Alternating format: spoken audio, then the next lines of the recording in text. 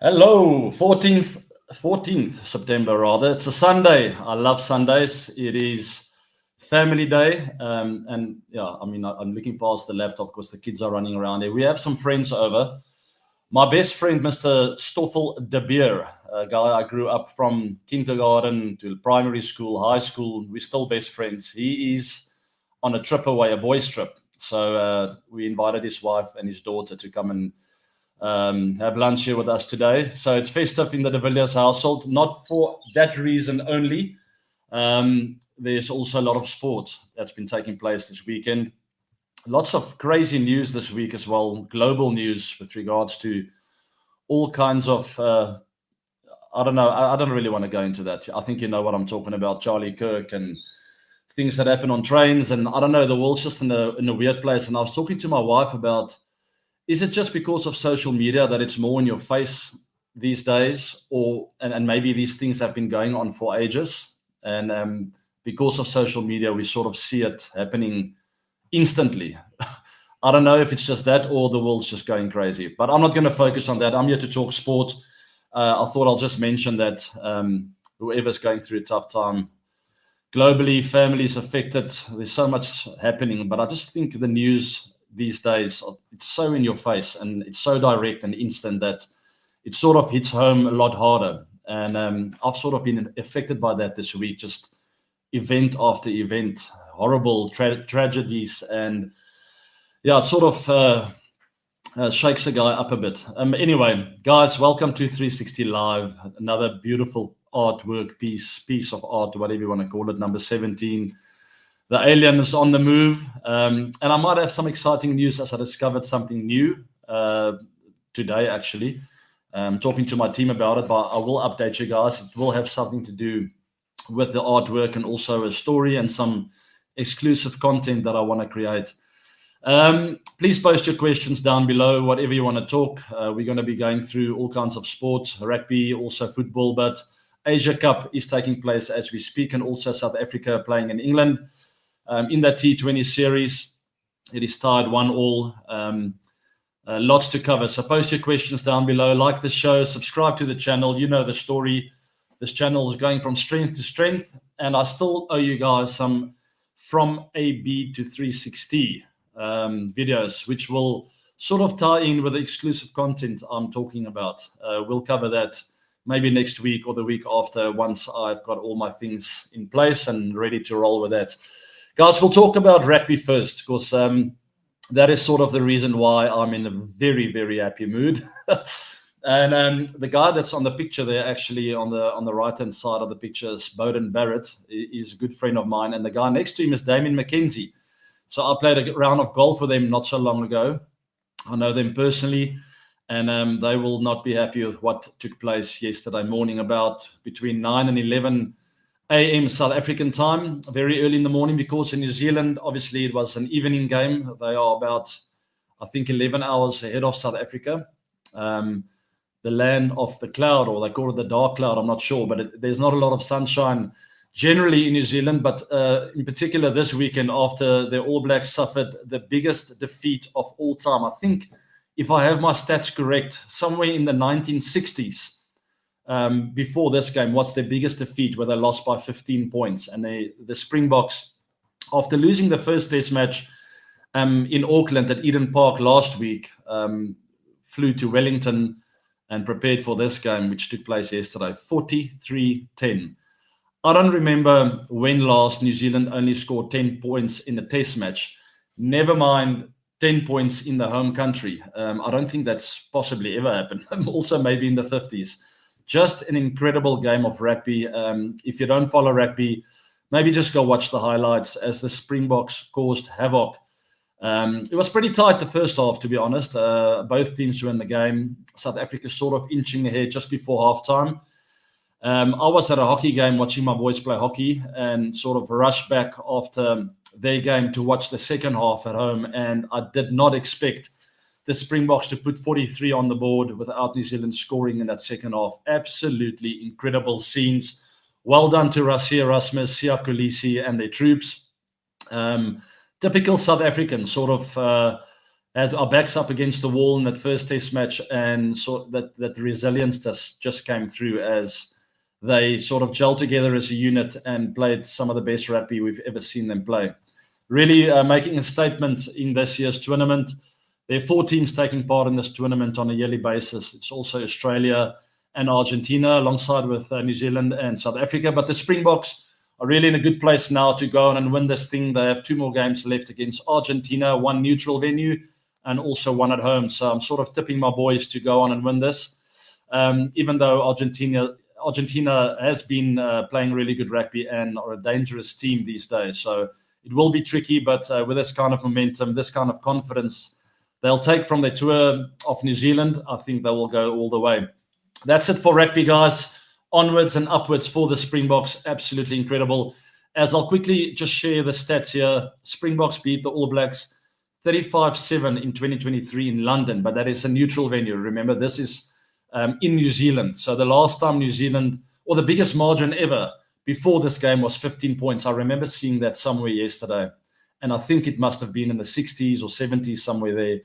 And the Springboks went on to beat them here by 33 points, more than double the previous record. Lots of records are breaking in all kinds of sport, and we'll talk cricket in a minute, as the Proteas have been playing really good cricket, but also part of some record-breaking defeats, unfortunately. There's that one. 304 for 2, monumental total. I think we just sort of woke up a little bit late there with the ball in hand. Didn't realize in that first 10 overs that cutters are actually the hardest ball to hit. And I spoke to some friends of mine who asked me, what now? And I said, it's game over, guys. 304 for 2. And it's game over because their bowlers would have sat on the side and they would have watched that last 6 or 7 overs, where then only the Proteas started to bowl some cutters and realized, hold on, there's your delivery for the day. So England miles ahead there, knowing exactly what to bowl in that second innings. No excuses for South Africa. They're all experienced players, most of them at least, and should be quicker to adapt to conditions. And they just kept pace on, pitching it up the whole time, ball flying all over the park, and never really went to those fast grippers into the deck, which was the go-to delivery for the day. England obviously prepared for that and made it really tough for our batters, who consistently had to look for boundaries with that tough delivery, the cutter. And if you're going to do that, you're going to lose wickets, which they ended up doing. The only sort of blessing in a way is we lost with 4 overs to spare still. So had we strung together some partnerships, maybe we would have got to like a 250 and it would have been an okay loss in a way. But games like that, when a batting team run away like that, generally very, very tough to come back. It means that your bowlers were slow to sort of adapt to the conditions and what works on the day. And unfortunately for us, we were part of another record-breaking loss. But as I also told some of my mates during the week, because they all come and complain with me, like, what's happening with the Proteas? What's happening with them?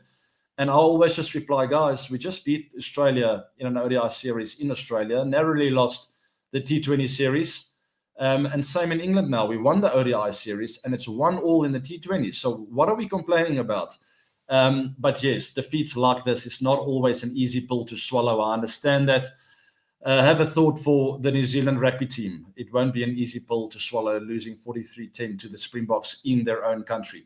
So all sports teams go through phases like that, especially when you have a lot of new faces. Bjorn Fortuin, Kwena Mapaka, to name but a few, Lazard Williams, very slow to adapt on the day, but he's very inexperienced as well. So all in all, maybe a little blessing in disguise there, as these guys are learning while taking some hits, but they're learning. Some young players getting experience the hard way. And sometimes that's the best way to learn, is through failure and through record-breaking losses. If you have the mind to just sort of keep going, take your learning, work harder, it can be a blessing. And hopefully for the Proteas, it will be, as they face England again today in the series decider. And it's incredible after a loss like this that we're still part of the series decider, right? You would think with a loss like that, if you see one game result, you'll think they've lost everything. But we won the ODI series and we can still win the T20 series. So yes, not all doom and gloom. Let's take a quick question here, guys. Thoughts on South Africa versus England today? Who will take it today? tough to say. I would like to see the team selection first, as I'm expecting a couple of changes. I'd like to see Ngidi back. I'm not exactly sure why he missed out, whether they're just giving some youngsters opportunity or if he's carrying a niggle.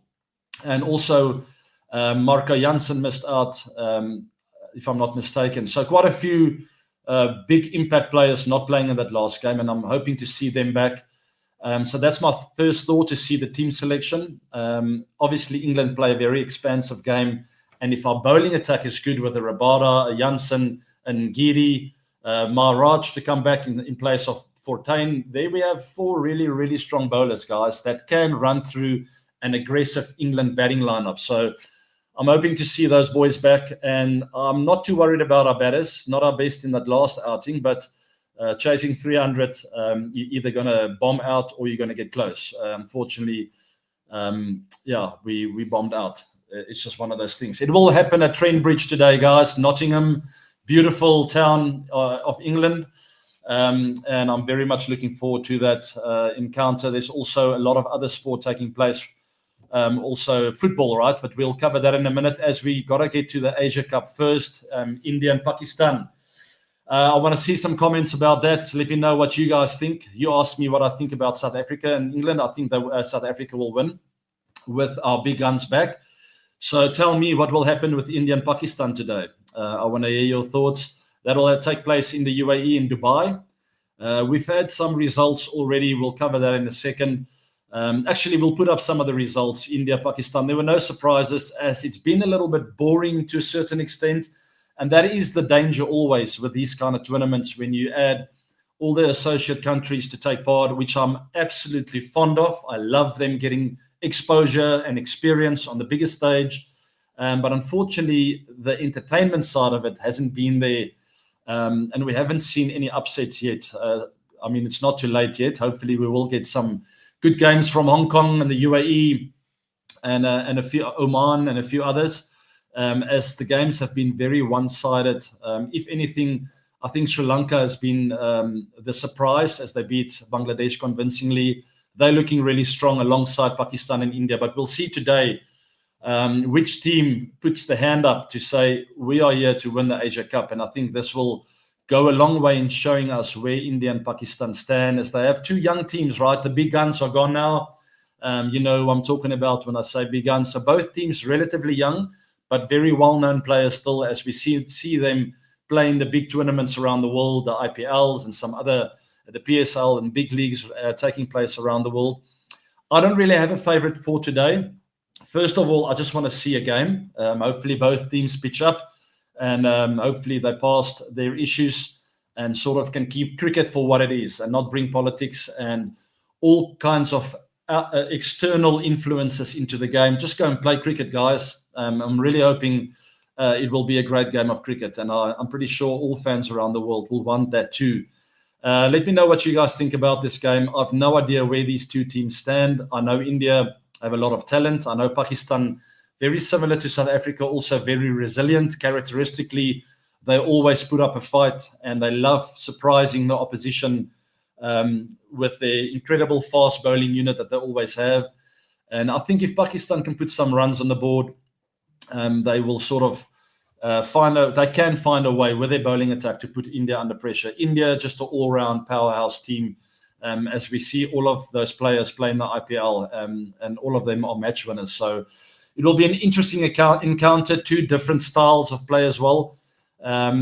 It will be very interesting to see what happens. I'm not rooting for anyone today. I just want to see a great cricket match, and hopefully a really good cricket match, a close encounter where both teams pitch up and play their best cricket. That's what we want to see as fans, and a cry out to the other teams in the tournament as well, to lift that level of cricket, to get some close encounters, to put some of the bigger teams under pressure.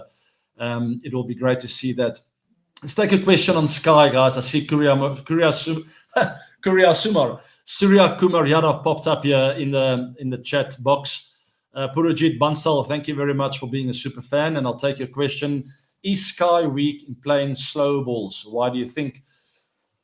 I mean, generally for me, the first thing that comes to mind with the slow ball is now all of a sudden you have to create the pace. So Sky has always been a guy that's been exceptionally good at using the pace and understanding the game. He's a really good reader of the situation and what a bowler is trying to do to get him out. And very good with the flick shots, placement into spaces. So possibly you have a point where he's not really a power player. You don't often see him just clear the leg and just go. And when you face slow balls like that, you need to have the ability to keep your base and your shape for a longer period of time and allow the ball to come into your space, and then to have explosive power through the ball. I always call it quick hands through the ball. If you have a good base and you have the ability to really release at the last minute with your hands, that's where you create that incredible power to clear the boundary in front of square. So that's what comes to mind. In front of square, slow balls is where you have to look for boundaries. I won't say it's a weakness of Sky, especially if he doesn't get out to it often. The minute you get out in a certain fashion often enough, it becomes a weakness, and you also start thinking about it. So my advice to him would be, if you are struggling to clear the boundary in front of square of slow balls, just make sure you rotate off the slow balls at least. Sort of get off strike, hit it into spaces, maybe get 2 runs. The bowler can't always just bowl slow balls. After a while, he's going to put pace on again. So sort of play that cat and mouse game of waiting for the kind of delivery that you want. When things, when your percentage play sort of goes higher and you understand, I want pace on because my percentages of hitting boundaries are higher compared to slow balls. But then find a way to minimize your weakness. And that way would be to get off strike, take 1s, take 2s, off slow balls, rotate the strike and take the pressure off of yourself. I don't think it is a weakness of Sky, but I'll have a look today. If it is a way that he gets out often, it is something that he will have to address. A couple more questions. One on Abhishek Sharma. I see is there. What do you think about him? I think he's a opposite to Sky in a way. He's more of a power player, this guy. He loves slow balls. I think he sort of flat bats it in the V. He's got incredible power and a great hand-eye coordination where he finds the middle of the bat more often than most players. He's really good against the new ball. So it's great to see him up the order. He is a handful in that first 6 overs for a bowling attack and for the captain that need to come up with plans. But the problem with him is he hits it all over the ground. He's also got the ability to open up his blade, to use the pace. If he sees the slow ball, he hits it over cow. Just really difficult to bowl to. You need to be spot on with your execution if you want to counter his ability, but he's a fantastic player. I think the name of the game for him is just to find a way to be consistent, a consistent performer. It's one thing to be overly aggressive, like a Phil Salt to a certain extent, but Salt has found a way to do it quite often, right? You don't often see Salt losing out, even though he's incredibly aggressive. So I think for Abhishek, that will be, at international level, he's very consistent in IPL. At international level, to find a way to be more consistent and to make better decisions with those power hits in the first 6 overs. You can still go at more than 10 runs and over, but just bring that risk factor down a touch. One more question on Shaheen Afridi, the left-arm fast from Pakistan. What do you think about him? Aftab, I think he's a wonderful person, first of all. I played with him at Lahore Qalandars for 1 season. I really enjoyed his attitude and his approach towards the game. He's always up for a battle. He's a wonderful teammate and a great guy. And then obviously, in a close second, his incredible skill with the ball in hand. He's won numerous games in the past for Pakistan. He is the one guy that can put India under pressure in that first 6 overs. He is the go-to guy to get rid of Abhishek Sharma and some of the best batters in the Indian lineup. He is the guy that's got the ability to get India to a 20-3 after 4 overs or so, you know. So they will rely heavily on him. Obviously, there's lots of talent around him, but he has got that X factor, the beautiful swing that he's got, the raw pace. He's not shy of bowling a bounce or 2. I'm pretty sure he will test Abhishek Sharma with that short ball today, as that might be one area where Abhishek can get out to if you have the right field placings, because he always goes after it and he doesn't always have control around the head height area. So that'll be an interesting encounter between them, and I'm very much looking forward to that. Question on Dada, Sourav Ganguly. I covered a little bit of this as he is coming to the Pretoria Capitals. That is my home team for the South Africa T20 tournament, the SA20, that will take place, I think it's starting on Boxing Day this year, actually, the 26th of December, as the schedule changed. I quite like that, that there will be more eyes on that opening day of SA20 cricket. I mean, it's a festive time around the world when not a lot of people are working, and you can put your television screen on, light the fire outside, braai some barbecue some meat, and watch the cricket. So it's just for me, family time. So I won't be part of that initially, but I am part of the SA20, and I will be working alongside some of my good friends again to try and give you guys the best kind of package of entertainment, explain what we see on the field, as I will do some commentating in the tournament. Back to Dada, it's great to have a bit of an Indian flavor here in South Africa for our tournament, as none of the players are taking part this year, but hopefully in the future, as I've cried out for that before, hopefully more Indian players will come and join the SA20 and take part in the fun of this great tournament that Graham Smith and his team have put up.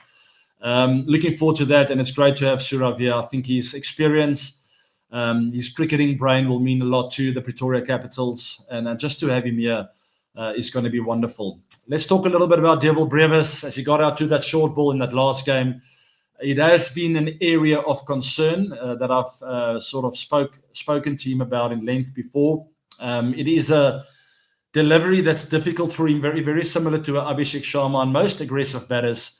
Very difficult for them to pull out when your muscles are tight and all you're looking for is boundaries.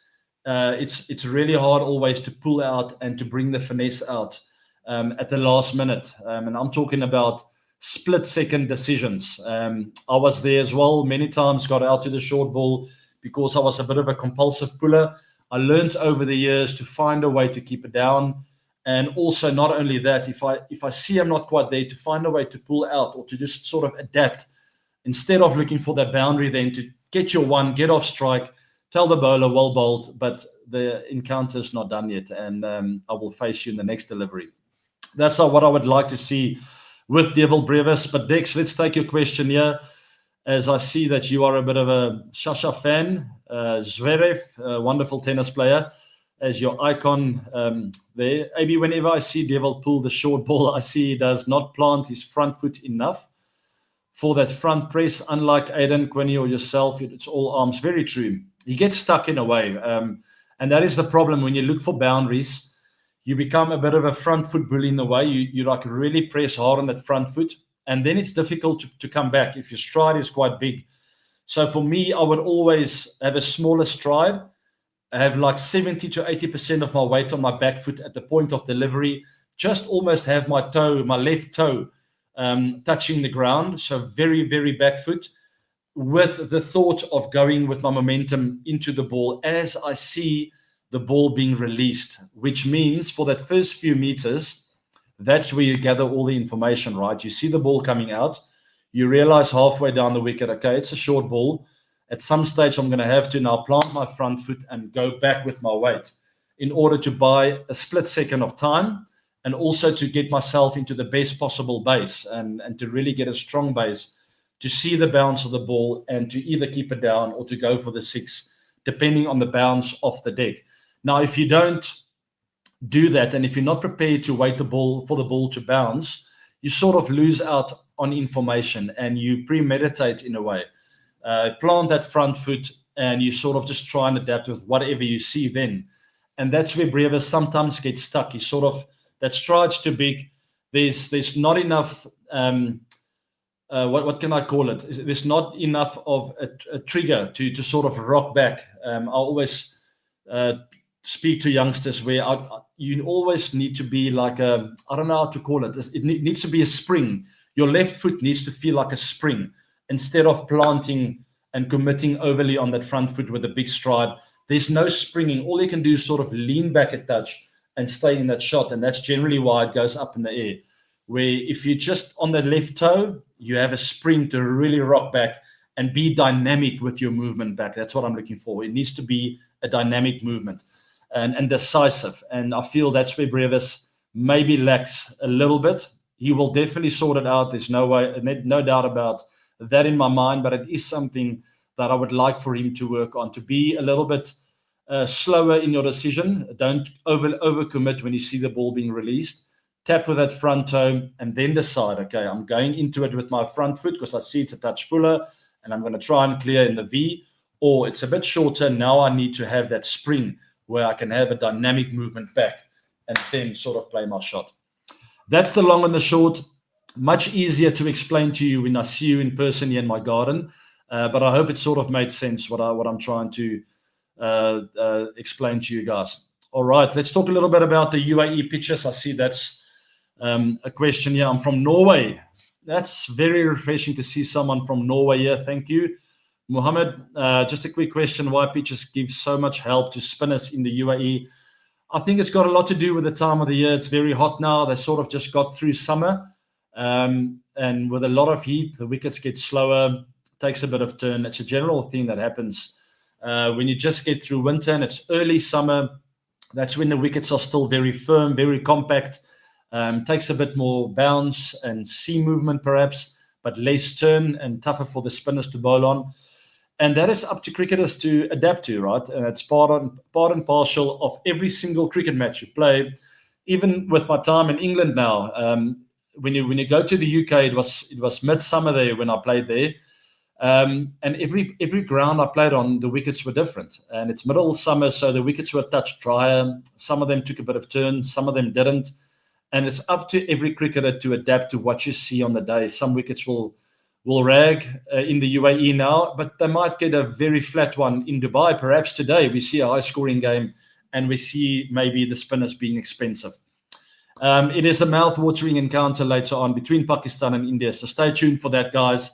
As we are entering the last few minutes, I'll quickly talk a bit about football, as I've sort of created a love for football over the last few years. My boys play football at school. I never played football growing up. We did, however, play a bit of football in warm-ups for the Proteas. Also in break time at school, I played a little bit. But it was never part of one of our sports at school. So it's nice for me to sort of watch my boys play football. My eldest and my middle son are pretty good at it as well, which is nice, both strikers. But there's the derby today. I've taken a liking to Man United when I was quite young. Hasn't been easy over the last few years. I must say, chopped and changed with a manager. I think we have a fantastic manager now, to be 100% honest with you. Amarim, I think, is doing a great job. And the team is getting there slowly but surely. I'm not confident about today's encounter, though, against City. It is the big derby there in Manchester. And it is going to be an incredible encounter. I really hope United can find a way to somehow win. I think we have about 30% chance of winning, maybe even less, with an informed City team. Haaland's in form. And I also, guys, I wanted to let you know, I take part in the Fantasy League. I play with a few of my friends. I had an incredibly bad start. As I used ChatGPT to help me with my squad, I'll never do that again. So if you do play Fantasy League, never use ChatGPT. It's outdated. They are slow. They gave me information about the 2024 season, and I didn't pick up on it. I had a horrible squad. I used my wild card in game week 3, which was last week. I have a decent squad now, I think. I'm on 60 points this week, which is not bad. I just haven't really nailed in on the captain. My captain, I took a chance. Okay, I don't have a superstar forward. My forwards are Jai Pedro, Richarlison, and Chris Wood from Nottingham Forest. So I don't have great forwards. I didn't use any of them for my captaincy this week. I'll give you now my sort of surprise. Midfielders, Bruno Fernandes. I think he always comes up with really good points. Semenyo, who did well last night. Enzo from Chelsea. And then Declan Rice. What a disappointment. He only played the last 15 minutes, I think. Only got me 1 point. And kudos from Spurs. And then my back five have actually been really, really fire. Cucurella, not so much. He also came on late. I have no idea why. He's an incredible defender for Chelsea. He also gets involved in the front. I'll take that question now about Man United. Pedro Porro, who's fantastic for Spurs. He always scores points. And then my captain this week was Munoz from Crystal Palace. He scored 5 points, a double up, 10 for me with my captain this week. Not shooting the lights out, but it's not bad. Calafiori from Arsenal, decent. Livramento from Newcastle. My two goalies are Raya and Pope. Raya scored, I think, 6 points yesterday. Pope 7, but I had him on the bench. all in all, not bad, but I would like to take some advice. Sesko, I had in my team, and I sort of got rid of him because he's not been good, guys. I don't know. Sesko's playing his debut match for Man. He already played. And then he's been off. He only played like 10 minutes at a time. Or do you mean he's starting today? That would be refreshing. And then I'm going to regret not having him in my team. Anyway, all eyes for me on Bruno Fernandes. If you can rally that midfield, if you can give some good ball to the forwards, to Cunha, Mbeumo, I still don't know how to pronounce Mbumu or whatever they say. I see Cunha is likely to be injured. Mbumu. But that's not how you spell it, guys. It's Mbeumo. Mbumu. I don't know. Let me know how you pronounce that. And please give me some advice. I want to know who you play Fantasy League, and then we can I might get one of my cricketing friends, maybe an Indian friend on there to talk Fantasy League a bit. I need advice. I'm back in the mix of things. I sort of lie like 10th on the log between a group of 20, 30 guys with my friends, but I need to get my captaincy right. I need someone to score 20 points in the week and double it up, make it 40, just to sort of get back in the mix. And when I do play my triple captain for that week, I'm going to have to be very, very sure because I can't afford to have a bad triple captaincy week. I'll still play that. Let me know what you guys think, which week to use for my triple captain, which week to use the free hit. A lot of people talk about game week 5 or game week 8. Or is that bench boost? I'm not sure. Anyway, I don't know much about Fantasy League, but you can hear that I've got the terminology right, so I have interest in it, and I need some guidance from you guys. But all focus on Man United to hopefully win the derby. It will really help for that new coach just to get things on track and to feel like he's moving in the right direction. All right, a couple of questions, then I'm done. Yeah, Haaland must be quiet today, Sachin. I really don't need Erling Haaland to have a good one today because I know a lot of my friends are captaining him this week, and I will fall behind even further if he scores today. So please, no Haaland. Just keep Haaland quiet, cover him, let someone else score, preferably no one. A big concern for United is the goalkeeper. It's been the goalkeeper. Unana, apparently they're getting rid of him. I don't know what's happening there, but Unana anyway is just way too erratic, way too aggressive as a goalie. He takes way too many chances.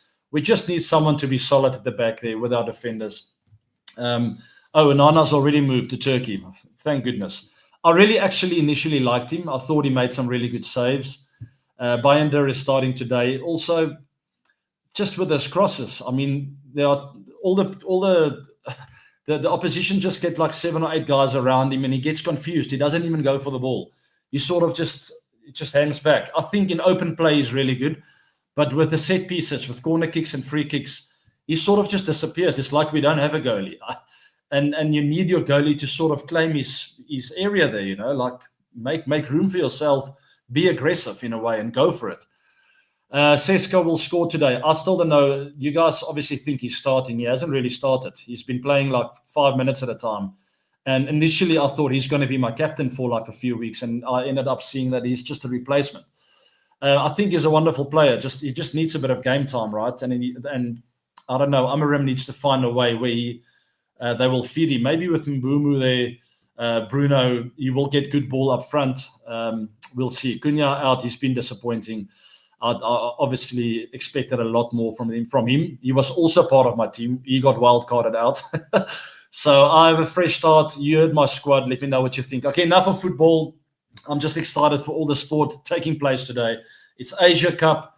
It's the Proteas for the win. I'm not going to say for the Asia Cup who I think will win there today. I think it's very neutral. Let's keep it that way. I don't want to upset anyone. Both teams have been through enough. Proteas for the win. Man United for the win.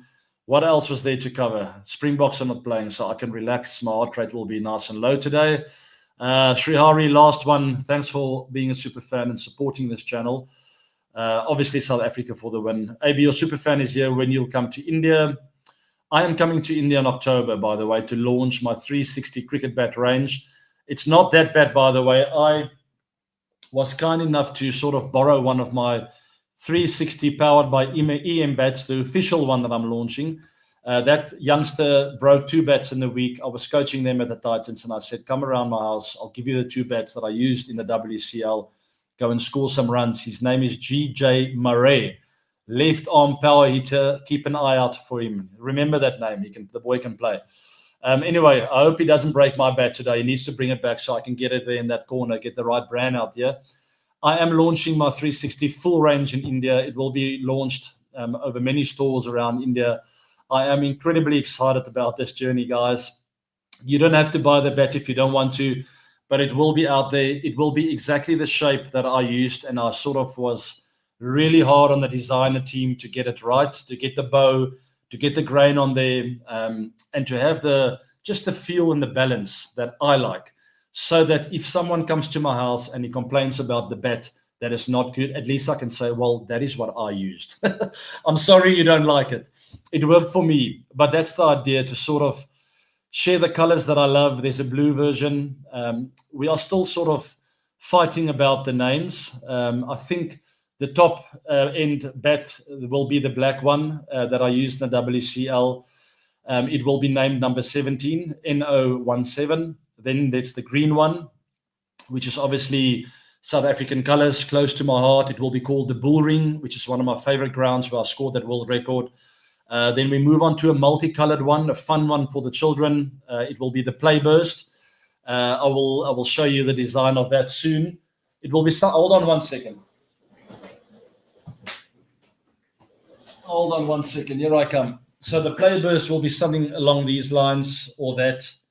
You see, nice fun for the children.